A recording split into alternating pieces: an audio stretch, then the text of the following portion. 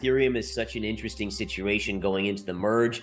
We've seen a big rally off the June lows in Ethereum, even though we've pulled back a little bit. Percentage-wise, it's blowing Bitcoin out of the water in terms of gains off the lows.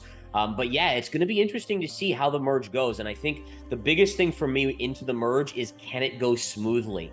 And for the whole Bitcoin crypto sector, I think this is a big test. A lot of people are sitting on the sidelines and saying, okay, this is the biggest thing we've had in crypto in a while. Can they pull it off without a hitch? If they do, I actually think that's a confidence builder for the crypto community.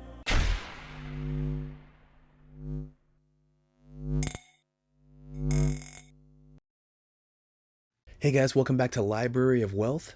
Today we have Gareth Soloway giving us his price prediction for Ethereum and says that it will likely outperform Bitcoin in the long run.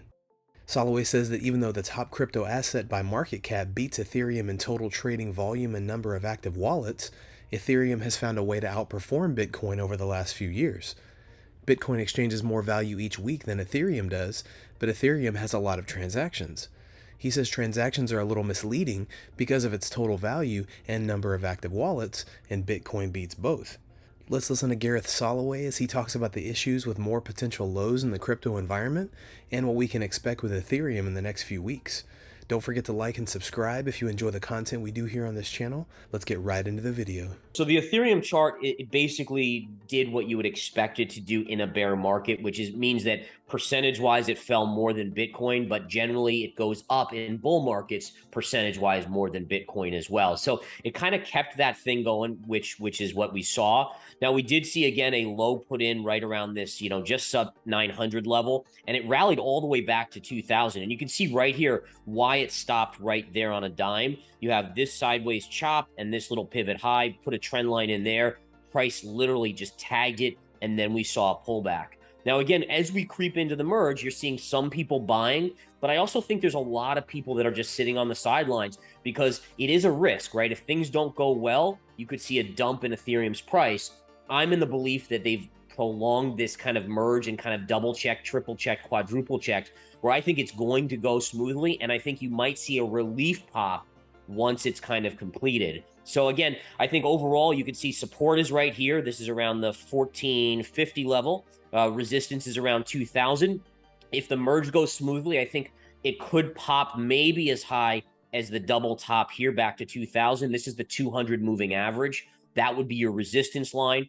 I ultimately think if Bitcoin's going down, and I think risk assets will see more selling, Ethereum probably will have another leg down to it and at least retest the lows around that 880, 900 level, maybe go lower. So I think, again, shorter term merge, if it goes smoothly, short term bullish.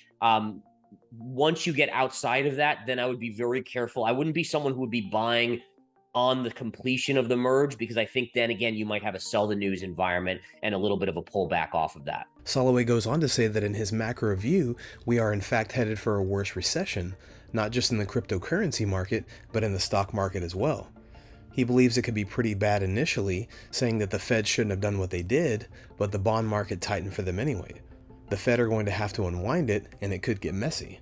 Using all the technical indicators that Gareth uses, his view is if we are going to reach a proper bounce or a low, it happens at the end of the year, and between now and then, everyone is likely to panic. Yeah, that would be my bullish case in the near term. Now, just to point out my longer term view, and I know you guys know I'm very bullish longer term on Bitcoin. On Ethereum, I actually am, with the merge, I'm bullish, very, very bullish on the longer term. I think this is exactly what the crypto market wants, is that this deflationary asset where it also has this massive use case that's being adopted more and more. And it kind of has like this double-edged sword now. It has like kind of a side of Bitcoin with a side of almost being a stock, if you will, that has this real use case and kind of network connected to it. And I think it actually has a chance longer term to rival Bitcoin's market cap. And it may take a long time for that, but I do think it has that potential power. I would say I'm equally as bullish. I think Ethereum right now offers a little bit higher risk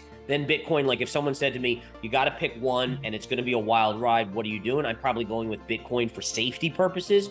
But in terms of potential X's, how many times it can go up. I think if you're playing with money you can afford to lose, you go with Bitcoin, with Ethereum. Do you have any perspective on the BTC ETH chart? Yeah, it's really interesting, right? I mean, it really is amazing to look at that, and I can bring up the chart here. It just doesn't have a ton of data on it, but basically you can see you've come all the way back in here on the Bitcoin ETH chart, where you're actually testing this level of support here, or very, very close. So I could see it coming back into that level. On a technical basis, you would actually think that this chart would start to bounce, which I believe would indicate that Bitcoin might start to bounce a little bit more than ETH, which interestingly enough could mean that you might get, after an initial relief of the merge going smoothly, you might get some selling in Ethereum versus Bitcoin. So it is interesting to note, but I do think, again, that if you look out further, meaning years out, I do think that Ethereum does continue to grow at a faster clip than Bitcoin in terms of market cap.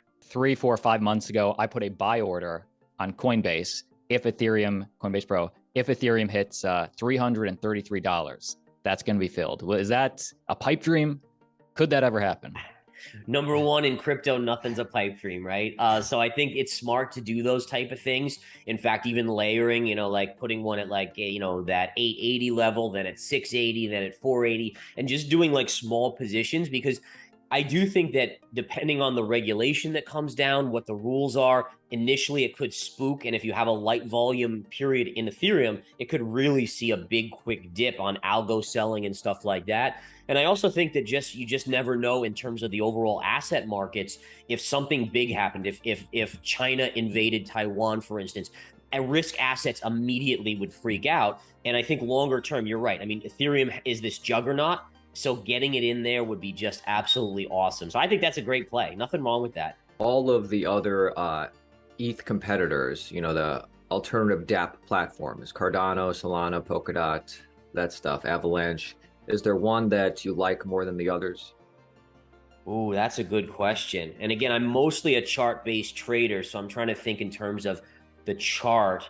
I have to say, I mean, and this is very short term, meaning over the next couple of weeks, but I've liked the relative strength that we've seen in Solana just in the last couple of days versus some of the others. So for instance, when Bitcoin broke down, we saw Solana hold its major support and then start to inch up, and currently it's trading around 33. So I would say at least for the next couple of weeks, I think Solana looks very, very interesting with potential upside, maybe back to about $40 from this 33 handle. If the central bank reaches the inflationary threshold, Soloway feels the Federal Reserve will have to intervene. Many analysts feel that the current banking system is on the verge of collapse, and that the fiat currency world will have to make a major adjustment, or else it will ultimately come crashing down. Soloway says he still sees the bull market ahead, but until we see what happens with the crypto market in the next 30 days, we will have to wait and see. What do you think about Gareth Soloway's interview on Ethereum, and how it'll affect crypto and financial markets? Comment down below. Don't forget to like and subscribe. This is Library of Wealth. We'll see you in the next video.